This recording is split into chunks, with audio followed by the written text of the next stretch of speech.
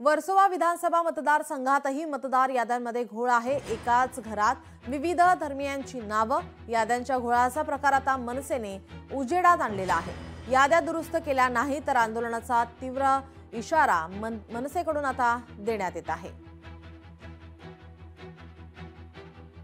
माननीय राजसाहेबांच्या आदेशानंतर मतदार यादीतील बोगस नावे व दुबार नावे शोधण्याची मोहीम हाती घेतलेली आहे। वर्सोवा विधानसभेमध्ये सुद्धा अशा प्रकारे जी यादी आहे 268 ह्या याद्यांमध्ये जे आहे ते एकाच घरामध्ये हिंदू, मुस्लिम व इतर धर्मीय जवळजवळ 100 ते 150 मतदारांची एकाच घरामध्ये नावे दाखवण्यात आली आहेत।